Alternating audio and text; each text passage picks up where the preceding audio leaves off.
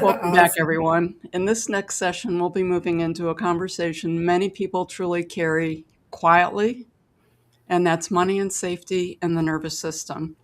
Joy Baker, a spiritual healer and transformational coach, joins us for this really powerful conversation. Welcome, Joy. Thank you, Dr. Sandra, for having me on your show. And yeah, now that we got that figured out, we can go ahead with this. There we That's awesome. go. So, why do so many people, Joy, why do you think they do all the right things, manifesting, doing the affirmations, doing budgeting, yet they still struggle to hold abundance in their life? Yeah, and we've all been there. That's a great question. Well, there's a couple things. If you're doing everything right, you're doing the manifestation and you're emotionally connecting to your vision and you're taking action, but there's a part of you that believes it's not possible. So you're taking the action, even emotionally connecting to that vision. But there's a small voice within your unconscious self, your nervous system that is saying that's not possible.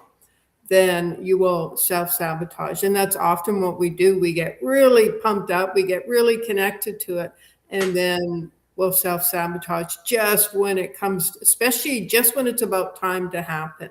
Whether a person is about to come into our life, or the money is going to show up, or something like that is going to happen, we'll go into self sabotage. And often that's through the words we use towards ourselves.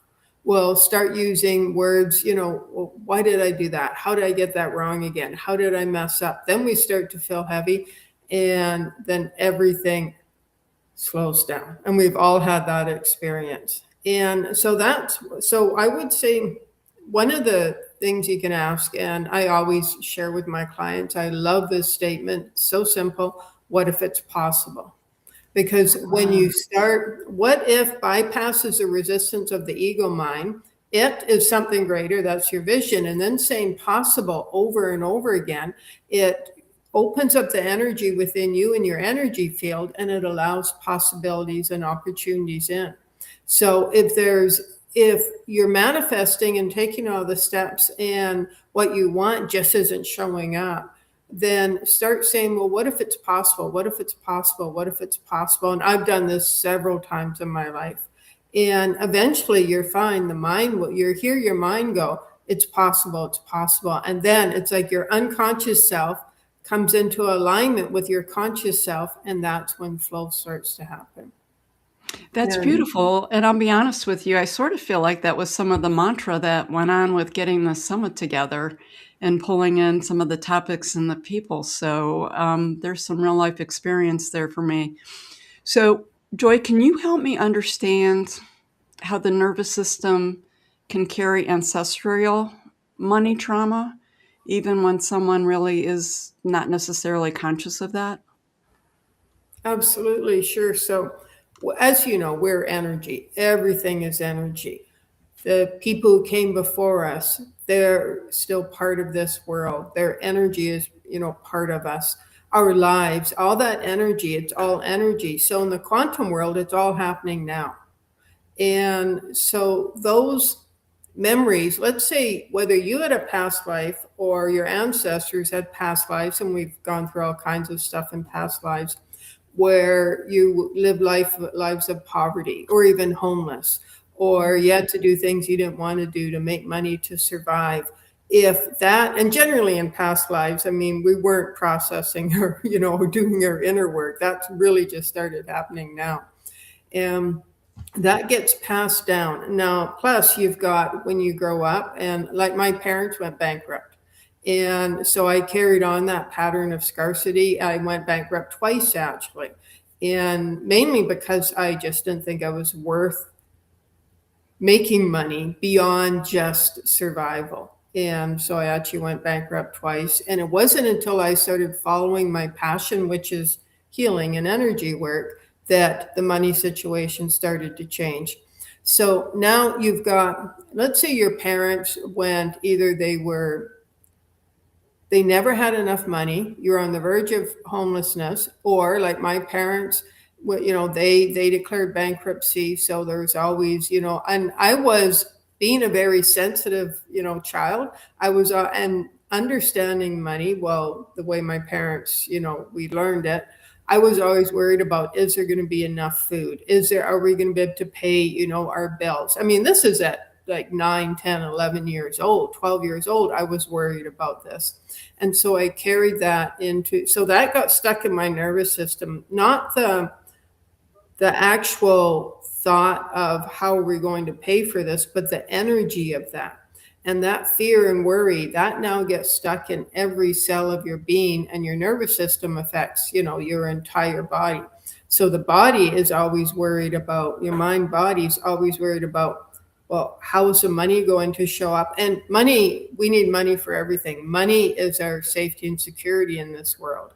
And if we don't have that sense of safety and security, then you get stuck in the lower dimensions, the heavier thinking, the limited thinking, the limitations and scarcity and such.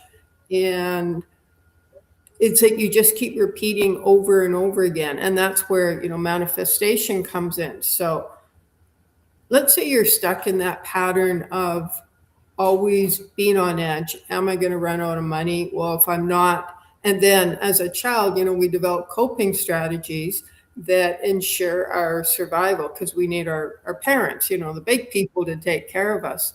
So we develop these coping strategies that as adults, they don't appear they're related directly to money, but we're now living and behaving according to these coping strategies we developed as a child. People pleasing is a big one. So I have to please others in order to ensure my needs are met.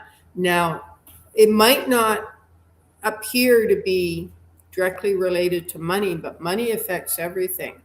And so if you're into people pleasing and you learn that as a child, you're pleasing others, it might now be for approval or validation or acceptance, but it's all energy and it's affecting.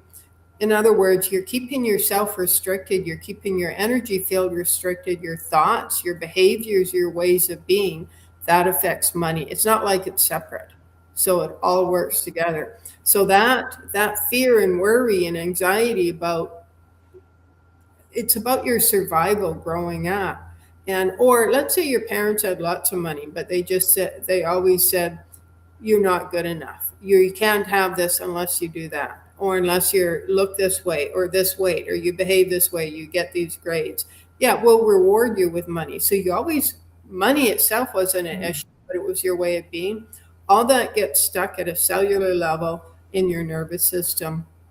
And so now, let's say you're doing all the manifestation steps, you're taking that action, and you're emotionally connecting, because your emotions can act like a magnet, to your vision, and you to your vision, and your vision to you.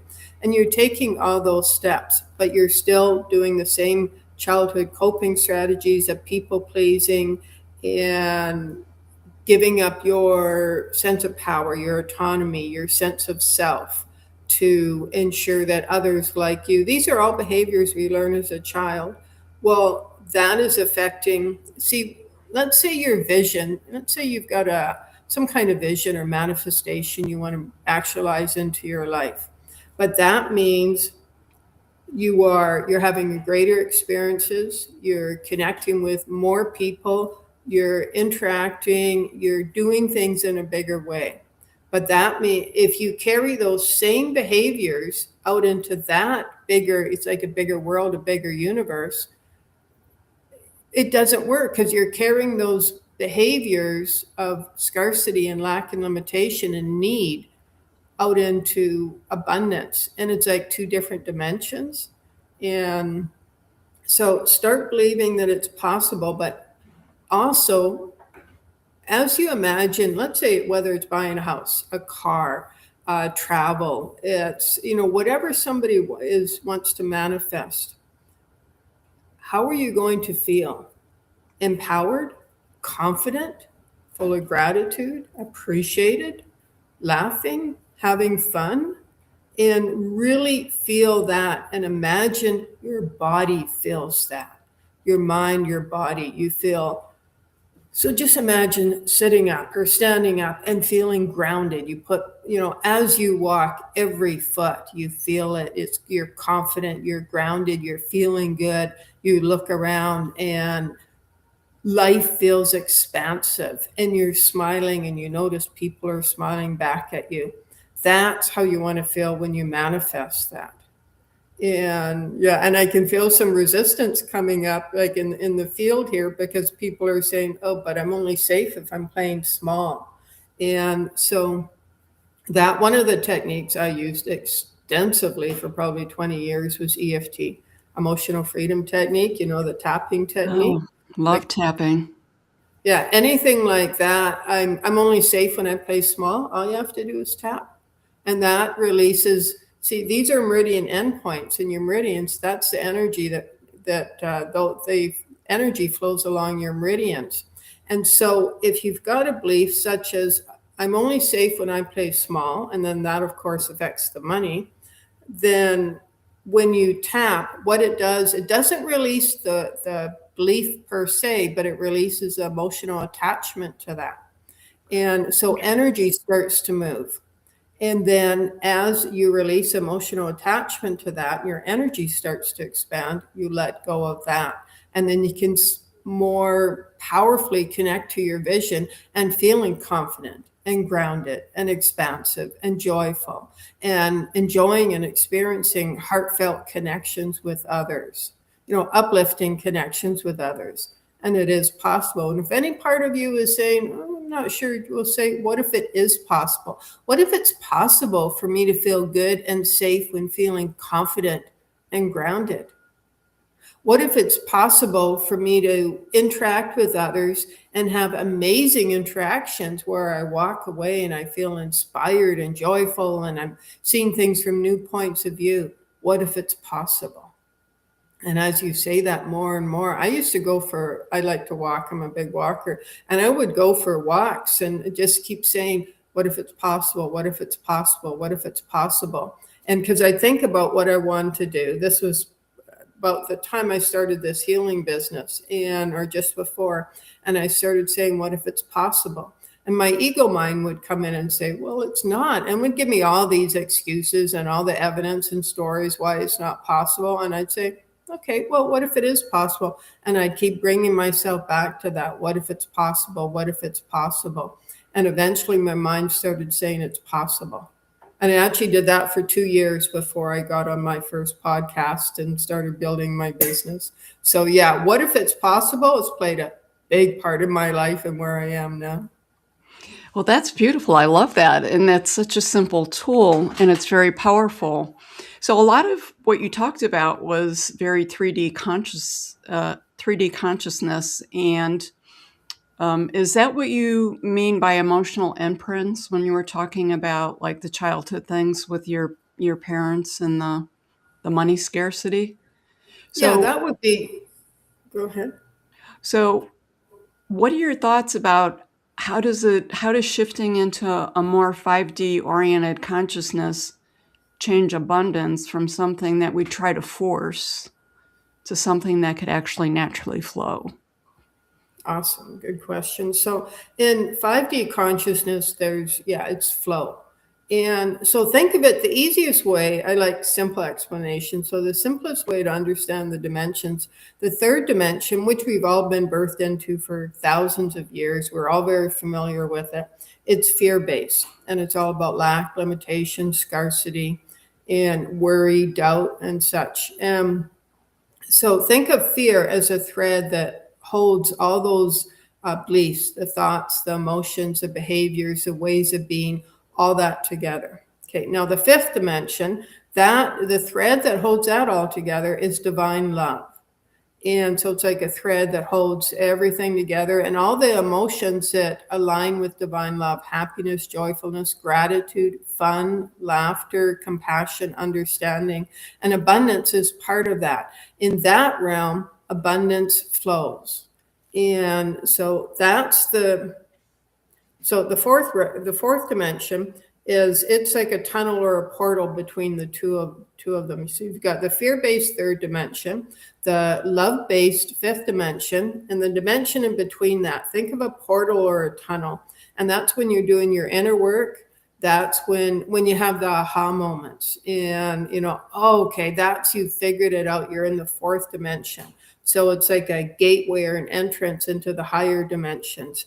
And where many people get stuck or things don't really change is, let's say you're doing your inner work around money, and you've had all these realizations and awareness, and oh, okay, that's why I'm stuck. And we've all done that. It's like, oh, and it feels so good. You relax, the stress is gone, it feels so good. But often we stop there, and most often, that's where we stop. Okay, I feel good, that's been figured out. But you're still in the fourth dimension. What you want to do is get to that fifth dimension, the higher dimensions of love and beauty and grace and abundance and flow and ease. And so that's where you have your vision. It's like, okay, let go of that, feeling relaxed and at ease. And now you've got this vision of something greater. And then that vision takes you into the higher dimensions, fifth dimension and above, and you're feeling relaxed and at ease and full of gratitude. And in that moment of expansion and relaxation, that's when you can powerfully connect to your vision.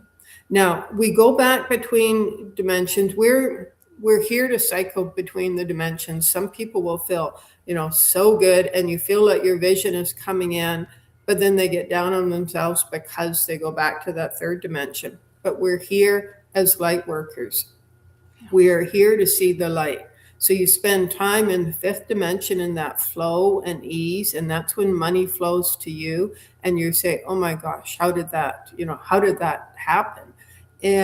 But then let's say an unexpected bill comes in, or your child or your parent or your dog or something like that there's an unexpected bill.